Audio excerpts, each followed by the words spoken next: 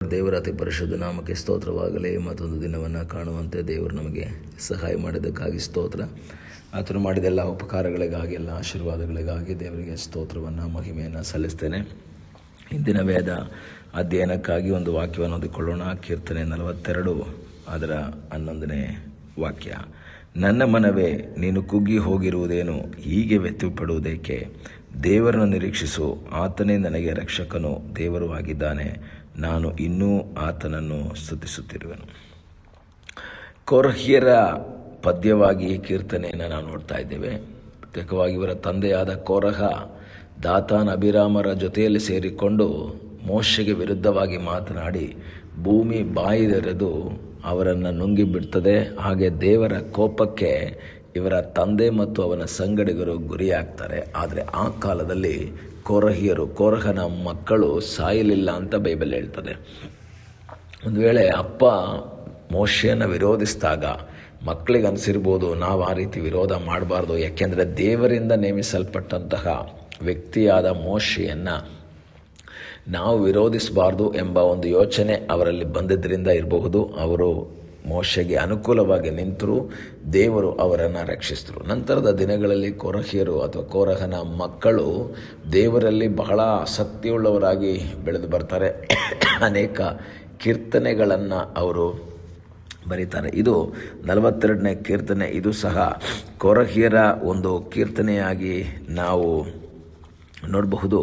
ಅದರಲ್ಲಿ ಅವ್ರು ಹೇಳ್ತಾ ಇರುವಂತಹ ಒಂದು ಮಾತು ಏನಂದರೆ, ದೇಶಾಂತರದಲ್ಲಿರುವಂತಹ ಭಕ್ತನು ದೇವ ದರ್ಶನಕ್ಕಾಗಿ ಕುತೂಹಲದಿಂದ ಕಾಯುವಂತಹ ಒಂದು ಅನುಭವದ ಬಗ್ಗೆ ಅವರು ಮಾತಾಡ್ತಾ ಅವ್ರು ಹೇಳ್ತಾರೆ, ಅವ್ರು ಆಲ್ರೆಡಿ ಏನಾಗಿದೆ, ತನ್ನ ಮನಸ್ಸು ಕುಗ್ಗಿ ಹೋಗಿದೆ. ಅದರ 5ನೇ ವಾಕ್ಯದಲ್ಲೂ ಸೇಮ್ ವಾಕ್ಯವನ್ನು ನೋಡ್ತೀವಿ. ನನ್ನ ಮನವೇ, ನೀನು ಕುಗ್ಗಿ ಹೋಗಿರುವುದೇನು? ಯಾಕೆ ನೀನು ಕುಗ್ಗಿ ಹೋಗಿದೆಯಾ? ಯಾರಿಗೆ ಹೇಳ್ತಾ ಇದ್ದಾರೆ? ನಾವು ಇನ್ನೊಬ್ಬರಿಗೆ ಈ ಮಾತನ್ನು ಹೇಳೋದು ಬಹಳ ಧೈರ್ಯಶಾಲಿಗಳು ನಾವು ಹೇಳೋದಕ್ಕೆ. ಯಾಕೆ ಬ್ರದರ್ ಹಂಗೆ ಬೇಜಾರಾಗಿದೆಯಾ? ಯಾಕೆ ಸಿಸ್ಟರ್ ಆಗ್ತಾರೆ ಬೇಜಾರಾಗಿದ್ದಿಲ್ಲ? ಬೇಜಾರಾಗಬೇಡಿ. ಆದರೆ ನನ್ನಲ್ಲಿ ಅಥವಾ ನಮ್ಮಲ್ಲಿ ಯಾವುದಾದ್ರೂ ಒಂದು ಸಮಸ್ಯೆ ಬಂದಾಗ ನಾವು ನಮ್ಮನ್ನೇ ಧೈರ್ಯಪಡಿಸೋದು ಸ್ವಲ್ಪ ಕಷ್ಟ. ನಾವು ಇನ್ನೊಬ್ಬರನ್ನ ಧೈರ್ಯಪಡಿಸ್ತೀವಿ, ಅವ್ರು ನಮ್ಮನ್ನು ಧೈರ್ಯಪಡಿಸ್ತಾರೆ. ಆದರೆ ನಮಗೆ ನಮ್ಮನ್ನೇ ಧೈರ್ಯಪಡಿಸ್ಕೊಳ್ಳೋದಕ್ಕೆ ಸ್ವಲ್ಪ ಕಷ್ಟಕರವಾಗುತ್ತೆ. ನಿಮ್ಮ ಅನುಭವ ನೋಡ್ಕೊಳ್ಳಿ. ನೀವು ಇನ್ನೊಬ್ಬರನ್ನ ಧೈರ್ಯಪಡಿಸಿರ್ತೀರ, ಆದರೆ ಒಂದು ಸಮಸ್ಯೆ ನಿಮಗೆ ಬಂದಾಗ ನಿಮಗೆ ತಾಳ್ಕೊಳ್ಳೋಕ್ಕಾಗಲ್ಲ. ಆದರೆ ಈ ವಾಕ್ಯದ ಮೂಲಕ ನಾನು ಹೇಳೋದಕ್ಕೆ ಬಯಸೋದೇನೆಂದರೆ, ನಾವಿನ್ನೊಬ್ಬರನ್ನ ಧೈರ್ಯಪಡಿಸುವುದಕ್ಕಿಂತ ಮೊದಲು ನನ್ನ ಮನಸ್ಸನ್ನು ಧೈರ್ಯಪಡಿಸಬೇಕು.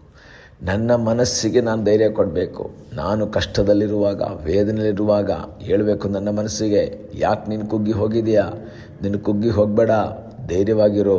ಯಾಕೆ ಗೊತ್ತಾ?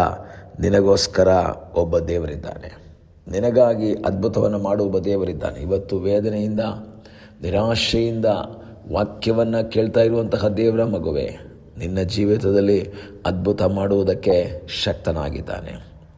ನೀನು ಕುಗ್ಗಿ ಹೋಗಬೇಡ, ನೀನು ನಿರಾಶನಾಗಬೇಡ, ನೀನು ವ್ಯಥೆ ಪಡಬೇಡ. ಯಾಕೆ ಗೊತ್ತಾ?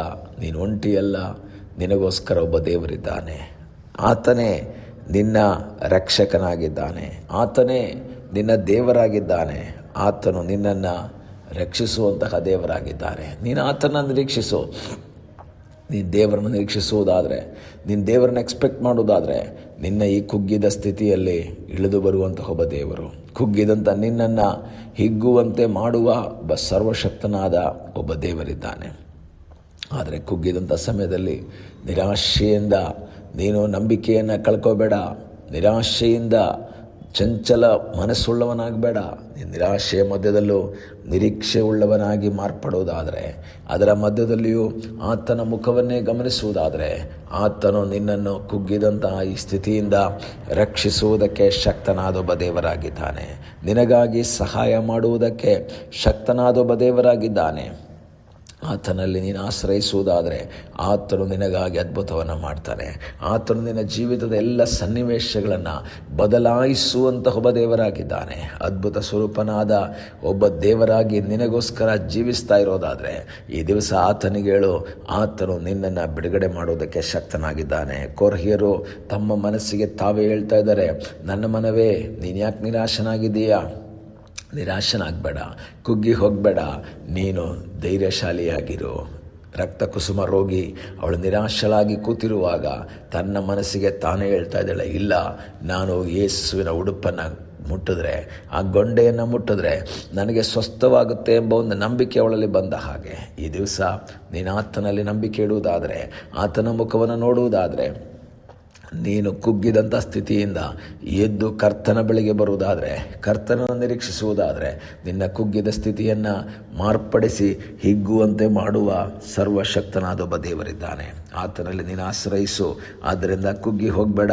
ನಿನ್ನ ಜೀವಿತದ ಸಮಸ್ಯೆಗಳಿಗೆ ಪರಿಹಾರ ಕೊಡುವ ಸರ್ವಶಕ್ತನಾದ ಒಬ್ಬ ದೇವರಿದ್ದಾನೆ. ಆತನಲ್ಲಿ ಆಶ್ರಯಿಸಿ ಮುಂದೆ ಸಾಗುವುದಾದರೆ ನಿನಗಾಗಿ ಆತನು ಅದ್ಭುತವನ್ನು ಮಾಡುವುದಕ್ಕೆ ಶಕ್ತನಾದ ಒಬ್ಬ ದೇವರಾಗಿದ್ದಾನೆ. ಆದ್ದರಿಂದ ಇಂದು ಯಾರಾದರೂ ಕುಗ್ಗಿದ ಮನಸ್ಸಿನಿಂದ ಕೇಳ್ತಾ ಇರೋದಾದರೆ ಆತನು ನಿನಗಾಗಿ ಅದ್ಭುತವನ್ನು ಮಾಡ್ತಾನೆ. ನೀನು ಆತನನ್ನು ನಿರೀಕ್ಷಿಸು.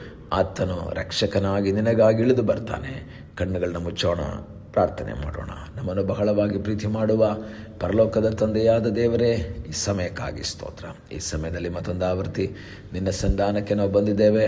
ನಿನ್ನ ಹಸ್ತಗಳಿಗೆ ನಮ್ಮನ್ನೇ ಒಪ್ಪಿಸಿಕೊಡ್ತೇವಪ್ಪ.